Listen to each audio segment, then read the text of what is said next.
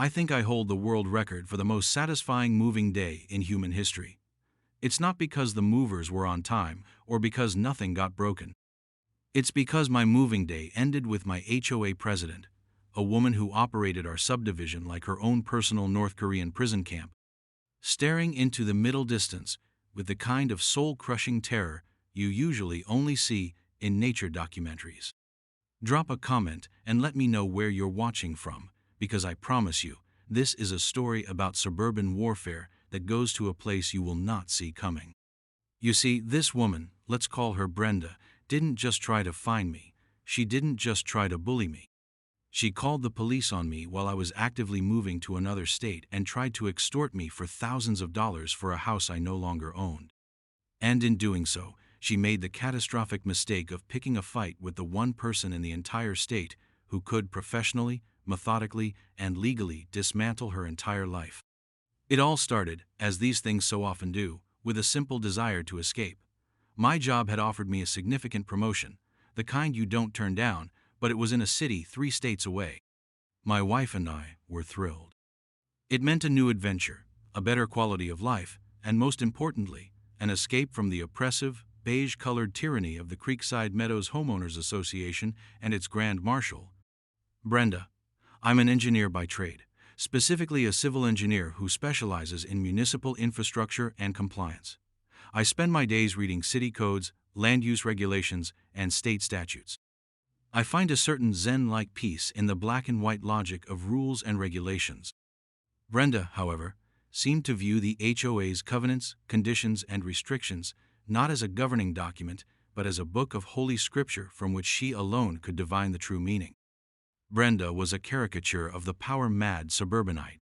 She was in her late 50s, with a helmet of blonde hair that looked like it had been sculpted out of hardened meringue and sprayed with a lacquer that could deflect small arms fire. She drove a pristine white Lexus RX 350, which she parked at a slight angle in her driveway, just enough to communicate a casual disregard for the very lines she would fine others for touching. Her entire existence seemed to be a crusade against joy and individuality. In the 3 years we'd lived there, I'd received notices for my grass being a quarter-inch too high, for my recycling bin being visible from the street for 65 minutes past the designated haul-away time, and my personal favorite for having a garden gnome that was deemed whimsical in a manner inconsistent with the community's aesthetic. The gnome, a gift from my mother-in-law, was now a permanent resident of my home office, a tiny, ceramic refugee from Brenda's war on happiness. For the most part, I just complied. My job was demanding, and I didn't have the energy to fight a two-front war against crumbling city water mains by day and a gnome-hating despot by night. So I mowed the lawn, hid the bin, and repatriated the gnome. The process of selling our house was a dream. The market was hot, and we got a fantastic offer from a young family, the Hendersons, who were just lovely. We signed the papers, the funds cleared, and the title transferred. Legally, 124 Willow Creek Lane was no longer my problem. To make the transition smoother, our realtor had written a standard 2-day rent-back agreement into the sales contract. It's an incredibly common practice. It meant that even though the Hendersons now owned the house, we were legally renting it from them for 48 hours to give us time to get our belongings onto the moving truck. It was all above board, signed, and legally binding. The ink was dry, the house was sold. We were, for all intents and purposes, out. Moving day arrived, a bright, crisp October morning. The giant Mayflower truck rumbled down the street at 8 a.m. sharp, its air brakes hissing like a dragon settling into a new lair. The crew, a team of 3 impossibly cheerful guys, started laying down floor runners and wrapping furniture. My wife was coordinating inside, and I was directing traffic in the driveway, a thermos of coffee in one hand and a clipboard in the other. It was organized chaos, but it was our chaos, and it was the beautiful chaos of departure. Around 9:30, I saw it. The white Lexus cruising down the street at a speed far below the posted limit, a predator sizing up its prey. It pulled up and stopped directly in front of my driveway, blocking the ramp to the moving truck. The tinted windows slid down, and Brenda's lacquered helmet appeared. She wasn't wearing her usual tennis skirt and polo shirt combo, her uniform of casual authority. Today, she was in what I can only describe as power suit adjacent attire, a taupe blazer with shoulders that could have belonged to a linebacker. "What is all this?" she asked. Not as a question, but as an accusation. Her voice had the unique quality of making you feel like you were a child who had just been caught drawing on the walls with a permanent marker. "We're moving, Brenda," I said, trying to keep my tone light. The coffee was still working its magic, and the adrenaline of the day kept me in a good mood. "You can't be," she stated flatly. "I haven't received the proper notification." I blinked. "Notification? We sold the house. It's done. The Hendersons are the new owners." She produced a thin, condescending smile. "According to Article 7, Section 4, Subsection B of the Covenants, any homeowner must provide the Architectural Review Committee with 90 days written notice of their intent to vacate the property. I'm an engineer. I've read our HOA documents." I knew for a fact that the section she was referring to applied to long-term rentals or leases, to prevent homeowners from turning their properties into unvetted rental units without board approval. It had absolutely nothing to do with selling a home. "Brenda, that's for leasing the property, not selling it. We've sold it. The closing was yesterday." "You are misinterpreting the language," she snapped, her condescending smile tightening. "An interpretation that the board, in its sole discretion, is empowered to make, and we have interpreted it to mean any departure from the property. Since you failed to provide notice, you are in violation." I was starting to lose my cheerful moving day buzz. One of the movers paused at the top of the ramp, a box labeled "Kitchen," fragile in his arms, watching the unfolding drama. "In violation of what exactly? What are you trying to say?"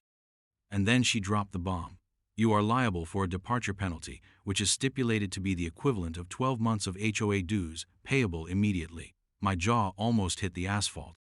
Our dues were $400 a month. She was trying to shake me down for nearly $5,000. "Furthermore," she continued, her voice dripping with smug satisfaction, "until that penalty is paid, your move is unauthorized.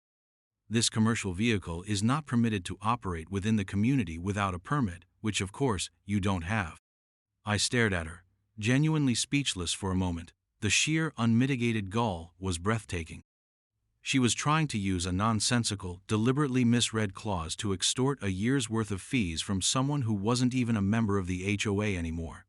It was a shakedown, pure and simple. A highway robbery, but with manicured lawns and passive-aggressive signage. I finally found my voice. "Brenda, that is the most absurd thing I have ever heard. I don't own this house. I am not a member of your association. You have no authority over me whatsoever. Now, could you please move your car? You're blocking the ramp." I gestured toward the moving truck, my patience evaporating like a puddle in the summer sun. Her eyes narrowed into tiny slits. The mask of civility fell away, revealing the raw, ugly face of a petty tyrant who had just been told no. "I don't think you understand the position you're in," she hissed. "You're on private property. This entire community is private property, and I am the president of the association that governs it." She held up her phone.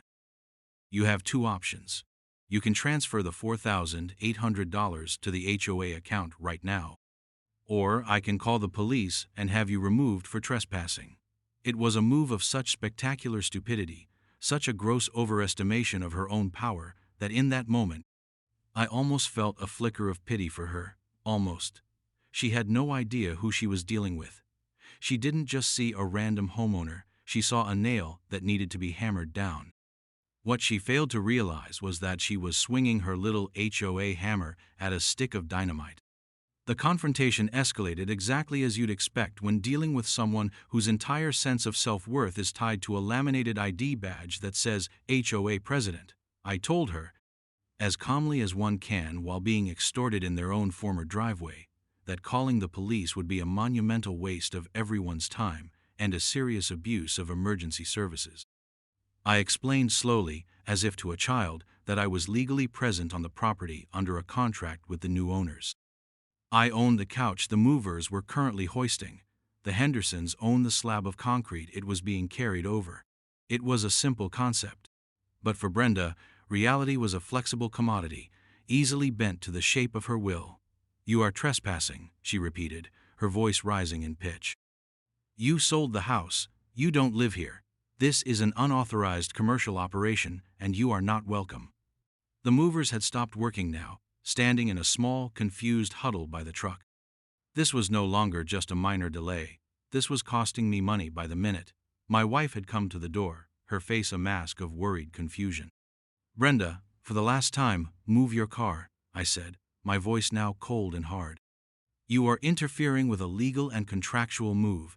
This is my personal property being loaded onto this truck, and I have a signed agreement with the homeowners to be here." That was it. That was the final offense. I had defied her authority one too many times. With a dramatic flourish, she stabbed at her phone screen. "Yes, I need to report a trespasser. 124 Willow Creek Lane. There's a man here who refuses to leave, and he has a large commercial truck blocking the street. He's being very aggressive." She looked me right in the eye as she said it, a triumphant smirk playing on her lips. It was a masterclass in manipulative distortion. I wasn't blocking the street. She was. I wasn't aggressive. I was the one being accosted. The sheer, bald-faced lying was almost impressive in its audacity. She was painting a picture of a dangerous situation, ensuring a police response. While she was on the phone, a golf cart wheezed up the street and came to a stop behind her Lexus. In it was Gary, Brenda's husband, and, conveniently, the HOA's treasurer. Gary was the physical embodiment of the color beige. He had a perpetually worried expression, thinning gray hair, and the kind of posture that suggested he was always bracing for a mild impact. He was the enabler-in-chief, the silent partner in Brenda's reign of terror, the man who presumably nodded along and said, "Yes, dear," as she drafted new regulations about acceptable shades of mailbox paint. He scurried over to stand beside his wife, trying to look intimidating but mostly just looking like he was afraid of the sun. "What's going on?" he asked, though it was clear he'd been summoned as backup. "This man," Brenda said, gesturing at me with her phone as if it were a scepter, "is refusing to pay the departure penalty and is illegally occupying the property." Gary adjusted his glasses and peered at me. "You really should pay the penalty," he said, his voice barely a squeak. "It's in the bylaws, Article 7. It was like watching a ventriloquist act, where the dummy was just as unpleasant as the person operating it." Before I could respond to this dynamic duo of suburban oppression, 2 police cruisers pulled up. The officers, a man and a woman who both looked like they'd rather be anywhere else, got out of their cars. Brenda immediately launched into her performance. She was the picture of a concerned community leader, her voice filled with feigned distress. She explained how I was a disgruntled former resident, how I was violating the sacred HOA covenants, how I was belligerently refusing to leave. She painted me as an intruder, a source of conflict and chaos in her peaceful kingdom. The male officer, Officer Miller, turned to me. His expression was neutral, but his eyes were tired. He'd seen this movie before. "Sir, can I get your side of the story?" I took a deep breath, channeling all my professional training in presenting facts clearly and without emotion. I walked over to my briefcase, which was sitting by the garage door, and pulled out a file folder. "Officer," I began, "my name is protagonist's name. My wife and I sold this house yesterday. Here is a copy of the final closing statement, signed by all parties, showing the transfer of title to the Henderson family as of 5 p.m. yesterday." I handed him the document. "Here," I continued, pulling out a second paper, "is the rent-back agreement, signed by myself and Mr. Henderson, granting me legal tenancy of this property until 6 p.m. tomorrow. As you can see, I am not a trespasser. I am a legal tenant." Officer Miller took the documents and reviewed them. His partner, Officer Chen, looked over his shoulder. You could see the entire dynamic of the situation shift in real time. The officer's posture relaxed. He looked from the papers to me, then over to a seething Brenda. "Ma'am," he said, walking back toward her, "it appears this man has a legal right to be here. These documents are all in order. He's technically a tenant of the new owner." Brenda's face turned a shade of crimson that clashed horribly with her taupe blazer. "But he's violating our covenants. He owes the association money." Officer Miller handed my papers back to me with a slight nod. "Ma'am, that's a civil issue. It has nothing to do with trespassing. You can't use the police to enforce your HOA rules or collect debts. Frankly, calling 911 for this was not an appropriate use of our resources. Now, I need you to move your car so these gentlemen can get back to work." His tone was firm, leaving no room for argument. Brenda and Gary stood there, sputtering, their entire power play collapsing around them. Defeated, Brenda got back into her Lexus and, with one last venomous glare in my direction, pulled away. Gary scurried back to his golf cart and zipped off behind her. The movers, who had watched the entire exchange with a mixture of awe and amusement, gave me a little round of applause. The head mover grinned. "Man, I've seen some crazy HOA stuff, but that was a whole other level." Just as the ramp was being lowered again, an older gentleman from 2 houses down, a retired fellow named David, whom I'd always exchanged pleasantries with, wandered over. He had a look of weary sympathy on his face. "I saw the whole thing from my window," he said, shaking his head. "I'm so sorry, son. She's out of control." He leaned in a little closer, lowering his voice. "Listen to me. Don't think this is over. She doesn't lose gracefully. She once tried to put a lien on the Miller's house because their dog barked at her car. They had to get lawyers involved. Just be careful. She will try something else." I thanked him for the warning, but in my mind, a switch had been flipped. David's warning wasn't just a friendly tip, it was confirmation. This wasn't a one-time flare-up of crazy. This was a pattern. Brenda wasn't just a stickler for rules, she was a predator who used the HOA as her weapon. And my brief, satisfying victory in the driveway wasn't the end of the story. It was just the first shot in a war she had started, a war she was woefully, hilariously unprepared to fight. We finished the move without further incident, the truck pulling away in the late afternoon, leaving behind an empty house filled with memories and the faint scent of cardboard. We spent one last night on an air mattress in the living room, ordered pizza, and toasted with plastic cups to our new life. But the whole time, the confrontation with Brenda gnawed at me. It wasn't the $5,000 shakedown attempt that bothered me most. It was the sheer, unadulterated malice of it.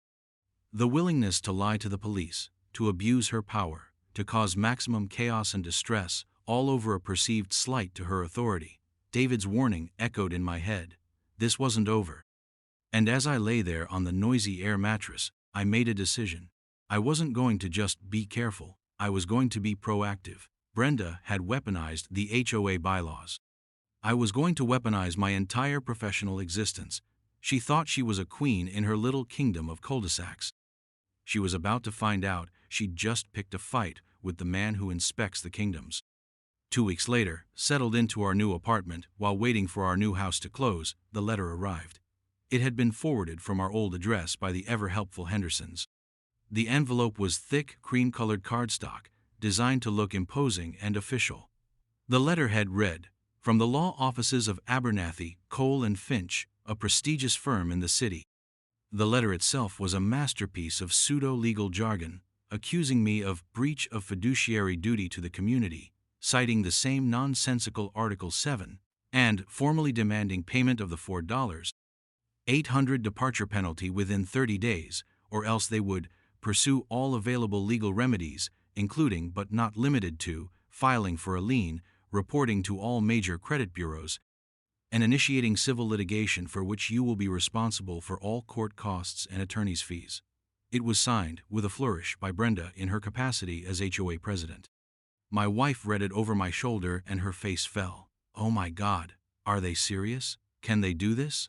I, however, was smiling. This letter wasn't a threat, it was a gift. It was the first fatal, documentable mistake. Brenda, in her arrogance, had put her fraudulent claims in writing, and, even better, had done so by pretending to be a law firm. I am, as I mentioned, a civil engineer.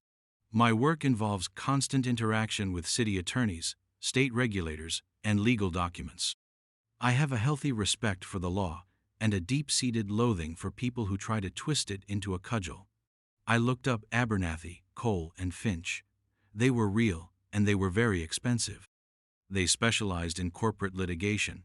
It seemed highly unlikely they'd be dabbling in $4,800 HOA disputes. On a hunch, I called their main line. I got through to a paralegal and explained, very politely, that I had received some correspondence regarding an HOA matter and was just calling to verify that they were, in fact, representing the Creekside Meadows Homeowners Association.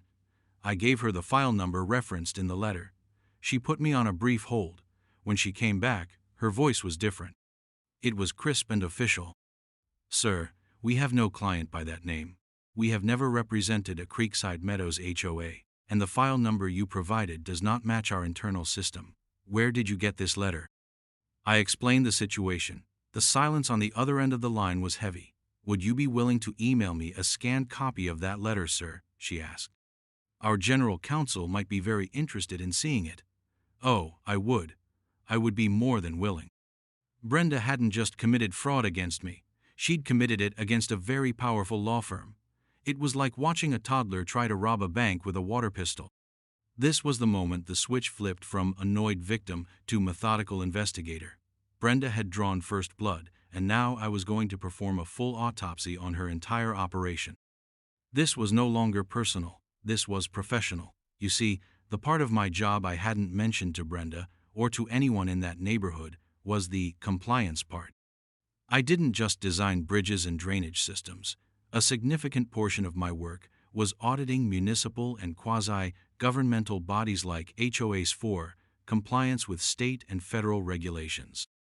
I was, in essence, a professional bloodhound, trained to sniff out incompetence, malfeasance, and fraud in public trusts. Brenda thought she was fighting a disgruntled gnome owner. She had no idea she was actually fighting a wolf who had been handed the keys to the henhouse. My first step was to do what I do best: research. I went to the Secretary of State's website and pulled the HOA's public filings. Articles of incorporation, annual reports, lists of board members. The first thing that jumped out was the financial reporting, or lack thereof. The forms were filled out with big, round, lazy numbers. Landscaping, 50, 0. Administrative costs, 20, 0. There were new details, new itemizations, new attachments. It was the kind of sloppy accounting that screams, "I have something to hide." The registered agent was, of course, Brenda herself, at her home address. The treasurer was her husband, Gary. The third board member, the secretary, was a woman who I knew for a fact had moved out of state over a year ago but was still listed as an active officer. This wasn't just sloppy, it was illegal. State law required them to update their registration within 30 days of any change in officers. Next, I reached out to my old neighbor, David. I told him about the fraudulent legal letter and my suspicions about the finances. His response was a weary sigh. "Doesn't surprise me one bit," he said. "A few years back, we all voted for a special assessment. Dues went up 20%. It was for a new community pool and cabana. Brenda and Gary handled it all. They said they collected over $150,000. They told us it was being put into a high-yield investment vehicle until the contractor was selected. I could already feel the pieces clicking into place." "David," I asked, "did you ever see a groundbreaking, or any plans?" He chuckled humorlessly. "Nope." A year later, at the annual meeting, Brenda announced that due to unforeseen market volatility, the pool project was on hold indefinitely. The money was still safe, she assured us, but it wasn't the right time to build. No one ever saw a single bank statement. Anyone who asked was accused of trying to undermine the community. A phantom pool, a secret investment fund, a forged legal document. This was no longer just about a bogus $4,800 fine. This was about systematic, long-term fraud. This was a criminal enterprise hiding behind a facade of neighborhood covenants. As a former homeowner, I knew I had the legal right to inspect the financial records for the time I was a resident.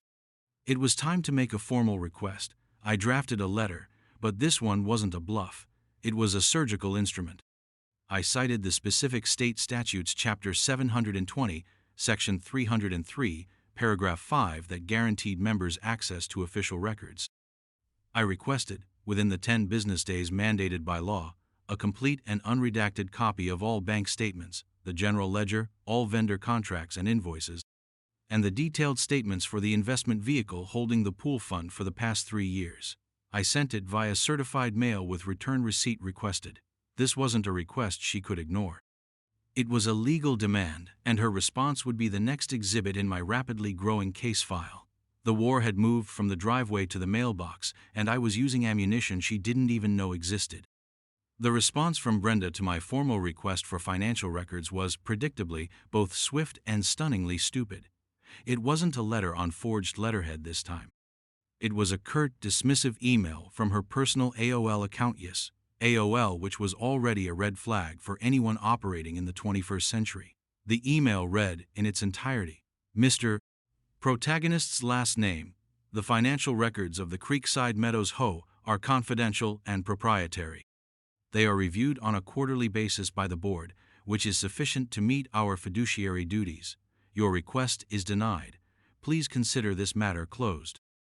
Regards, Brenda. She had just, in writing, confessed to breaking state law. The statute I cited was crystal clear. An HOA must make its financial records available for inspection by any member upon written request. Her refusal wasn't just a no, it was a legally binding admission of non-compliance. I saved the email as a PDF, titled it Exhibit B, Willful Violation of State Statute, and filed it away in my digital folder, which was quickly becoming a treasure trove of prosecutorial gold. It was time to escalate. Brenda and Gary felt safe because they believed they operated in a vacuum, insulated by the apathy and intimidation of their neighbors. They assumed no one would ever have the knowledge, time, or will to challenge them. My next step was to shatter that illusion by building a coalition. I couldn't be the only one who had been targeted or had suspicions.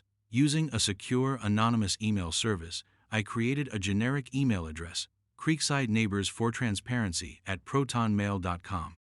I drafted a careful, fact-based email. It didn't make wild accusations.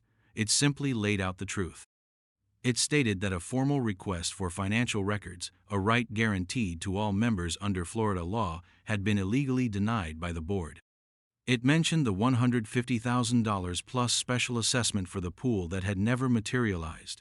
It referenced the fact that the HOA's public registration was out of date. And it concluded by asking a simple question. Have you had experiences with the board that you found concerning? Have you been fined unfairly or had legitimate requests ignored?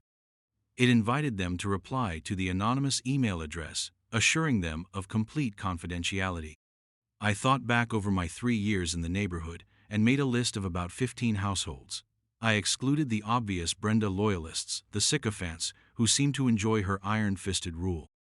I focused on people like David, on the family who had been fined for the wrong shade of white, on the young couple who had been forced to tear out a beautiful stone flower bed because Brenda claimed it hadn't been pre-approved, even though they had the approval email from her. I sent the email out into the suburban ether and waited. It didn't take long. The first reply came within an hour, then another, and another. By the next day, I had a dozen responses. It was like I had lanced a boil. Years of pent-up frustration and anger came pouring out. People forwarded me threatening emails from Brenda, scans of outrageous fine notices for things like unapproved seasonal wreaths, and stories of her vindictive behavior. One story stood out. A woman named Maria explained that her husband's small, local landscaping company had been the HOA's official contractor for years.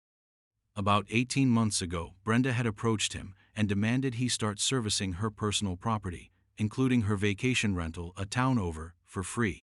She told him it was just part of the deal for keeping the lucrative HOA contract. When he refused, explaining that it was unethical and illegal, the HOA contract was terminated a week later, citing performance issues. The contract was then given to a new company, Top Tier Lawn Services, LLC. Maria, still furious, had done some digging of her own. She went to the state's business registry. Top Tier Lawn Services, LLC had been formed just 2 weeks before they got the contract. The registered agent and sole owner? Brenda's 22-year-old son, who was away at college and had, to anyone's knowledge, never operated a lawnmower in his life. It was a shell company, a blatant mechanism for Brenda to funnel HOA money directly into her own family's pockets. This was more than just bad governance, this was racketeering. But the real smoking gun, the piece of evidence that would blow the whole conspiracy wide open, came from a man named Frank. Frank had been on the HOA board with Brenda and Gary about 2 years ago. He was a retired accountant and had initially joined to help the community. He lasted 6 months before resigning in disgust. He wrote in his email, "I couldn't be a party to it anymore." Brenda and Gary ran it like a personal piggy bank. They wouldn't let me see the primary bank statements, only the doctored-up P&L sheets Gary would create in Excel. That pool fund was the last straw.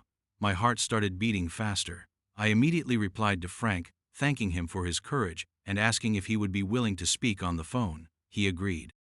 On the call, Frank was a fountain of information. He explained that just before he resigned, he got one accidental look at something he wasn't supposed to see. Gary had left his laptop open during a board meeting, and Frank saw an open banking webpage. He only saw it for a few seconds before Gary snapped the laptop shut, but he saw enough. He saw the name of the bank, and he saw an account name, B.G. Personal Investments. He also saw the balance, which was just over $150,000. He was so disturbed by it that after the meeting, he went home and wrote down everything he remembered in a dated journal, just in case. I knew it was wrong, he told me, his voice heavy with regret. I should have gone to the authorities then, but I didn't have hard proof, and frankly, I was scared of what Brenda would do. She threatened to make my life a living hell. Frank's testimony was the key. It gave me a target. I now had a bank name and a probable account type. Brenda's arrogance in using a forged legal letter from Abernathy, Cole & Finch was about to boomerang on her in a way she could never have anticipated. I contacted the paralegal I had spoken to at the firm. I explained that the situation had escalated and that I had evidence of significant financial fraud linked to the person who had forged their letterhead. I asked if their general counsel would be willing to assist. For a large law firm, having their name and reputation used to perpetrate fraud is a very, very big deal. They don't take it lightly. The general counsel, a man with a name that sounded like old money and a voice that sounded like gravel and steel, got on the phone with me himself. I laid out the case, the forged letter, the phantom pool fund, the shell company for her son, the testimony from the former treasurer. He was silent for a long moment after I finished. "Mr. Protagonist's last name," he said finally. "This is an affront to our firm and the legal profession. We will not stand for it. We will be issuing a subpoena to the bank Mr. Frank identified for all records pertaining to any accounts held by Brenda and Gary. Forgery to perpetrate fraud gives us standing. We will get those bank statements." And just like that, the full weight of a multi-million-dollar corporate law firm was being brought to bear on Brenda's little suburban empire. She had tried to use their name as a scare tactic, and in doing so, she had inadvertently handed me a key to a door she thought was locked forever. The wheels of justice were starting to turn, and they were about to grind Brenda and Gary into dust. All I had to do now was wait for the bank statements and prepare the final report. The checkmate was in sight. The subpoena from Abernathy, Cole & Finch worked with brutal efficiency. When a law firm of that caliber, alleging forgery and fraud, demands records, a bank's legal department doesn't put up a fight, they comply with haste. 2 weeks after my call with their general counsel, I received a password-protected file via a secure email. It contained 2 years' worth of bank statements for the BG Personal Investments account. My wife and I sat at our new kitchen table, a cup of coffee in my hand, and opened the file. What we saw was so brazen, so transparently criminal, it was almost comical.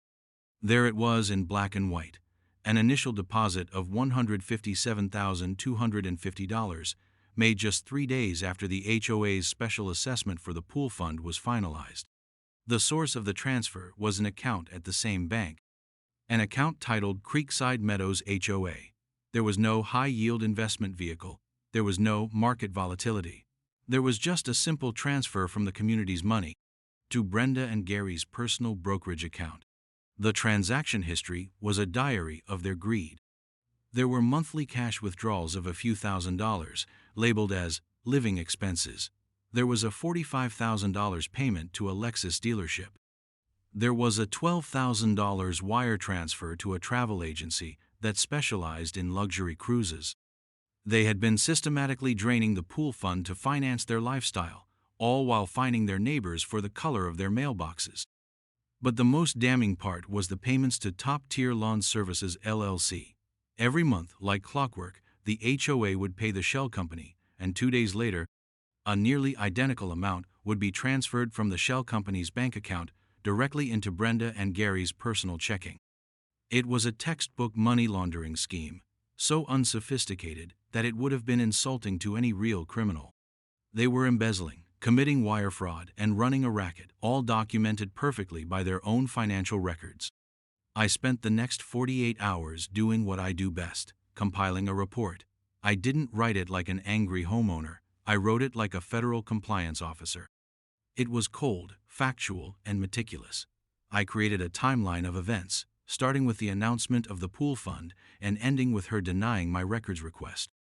I included every piece of evidence: a high-resolution scan of the forged legal letter, my certified mail receipt for the records request, Brenda's email illegally denying it, the sworn, notarized affidavits from Maria, the original landscaper, and Frank, the former board member, the state business filing for her son's shell company, and, as the grand finale, the complete set of bank statements showing the embezzlement and money laundering in undeniable detail. The final report was 72 pages long, complete with a table of contents, an executive summary, and appendices. It was a legal kill shot. My next step was crucial.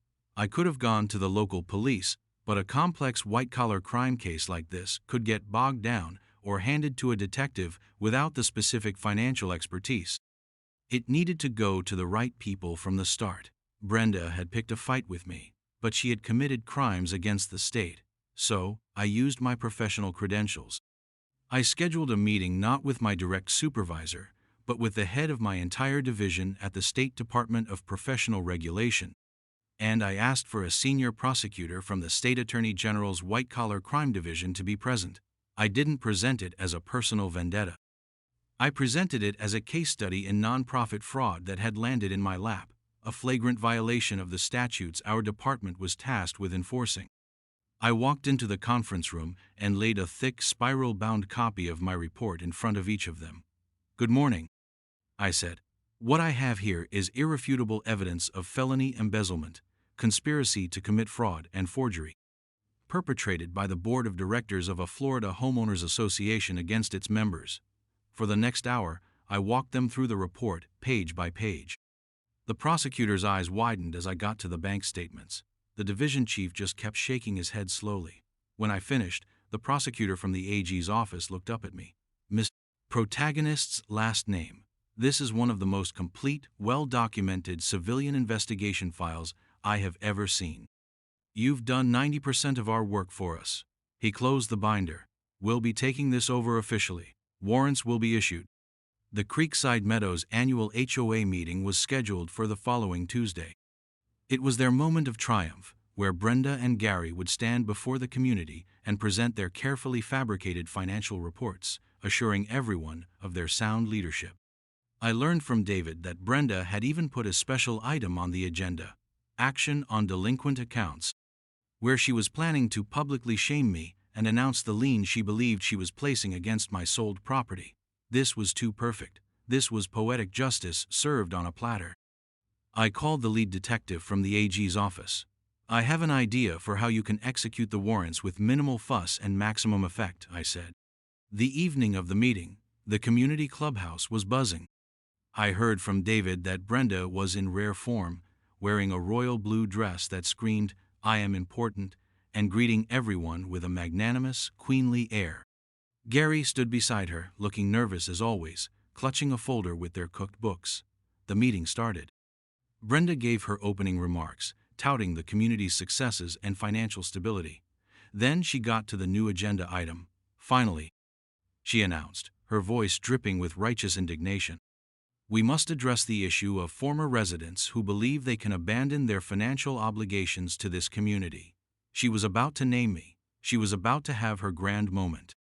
And that's when I walked in. I pushed open the double doors at the back of the room. The chatter died down as everyone turned to look.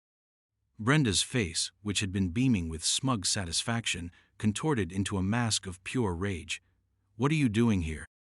she shrieked. "You don't live here. You are trespassing. Someone call the police." A few of her cronies started to stand up, ready to play security. "That won't be necessary, Brenda," I said, my voice calm and carrying through the silent room. "They're already here." As if on cue, 2 uniformed state troopers and a plainclothes detective in a suit stepped into the room behind me. The detective, a stern-looking woman from the AG's office, walked past me and headed directly for the stage. Brenda and Gary froze. The color drained from Brenda's face. Her jaw went slack. This wasn't the local police she could manipulate. These were state officers. This was different. This was serious. I walked to the front and stood at the base of the small stage, looking up at her. "Brenda," I said, letting the silence hang in the air for a beat. "You tried to extort me, you forged a legal document, and you lied to the police. You made this all very, very personal. But what you failed to realize, what you never bothered to find out, is what I do for a living." I paused, letting her and the entire room hang on the words. "My name is protagonist's name. I'm a senior compliance investigator for the State Department of Professional Regulation. My job, Brenda, my actual 9-to-5 job, is investigating fraud in organizations just like yours." You could have heard a pin drop. Brenda's eyes were wide with a dawning, horrified comprehension. She finally understood. She didn't just pick a fight with a random engineer. She picked a fight with her regulator. The detective reached the podium. She didn't address the crowd. She spoke directly to Brenda and Gary. "Brenda and Gary, you are under arrest for felony embezzlement, wire fraud, and conspiracy." She presented them with the warrants as the troopers flanked them. Gary looked like he was going to faint. Brenda just stared at me, her mouth opening and closing silently, like a fish pulled from the water. The carefully constructed world of the Creekside Meadows HOA, her personal fiefdom, had just been utterly and completely annihilated, and the look on her face, a mixture of shock, terror, and the profound, soul-crushing realization that she had personally authored her own destruction, was more satisfying than any moving day I could have ever imagined. The aftermath was swift and decisive. Brenda and Gary were led out of the clubhouse in handcuffs in front of all the neighbors they had spent years terrorizing. The initial stunned silence of the room erupted into a cacophony of gasps, whispers, and then, from the back of the room where David and a few others stood, scattered applause that grew into a full-blown ovation. It turned out that bringing a tyrant to justice is a pretty popular move. The legal process was a formality. My report was so thorough that Brenda and Gary's lawyer advised them to take a plea deal almost immediately. They pled guilty to multiple felonies. Brenda, who, in a twist of supreme irony, had a law degree and had been disbarred years earlier for an unrelated ethics violation, a fact she had conveniently omitted, was now facing serious prison time. Their plea deal involved full restitution of every single dollar they had stolen, over $220,000, when all the kickbacks and pilfered funds were tallied up. They had to sell their house, the one with the illegally parked Lexus, to pay it back. The court also mandated a complete dissolution of the existing HOA board and ordered a new court-monitored election. The community, free from Brenda's grasp, elected a new board with David as the president. The first thing they did was use the returned funds to slash dues by 30% and hire a legitimate third-party management company to handle the finances with complete transparency. They went through the bylaws and, with a lawyer, systematically removed all the vague, weaponizable clauses Brenda had used to enforce her reign of terror. The rule about whimsical garden gnomes was the first to go, an act that brought me a surprising amount of satisfaction. The Hendersons, the lovely family who bought our house, sent me a picture a few months later of a whole family of gnomes happily residing in their front flower bed.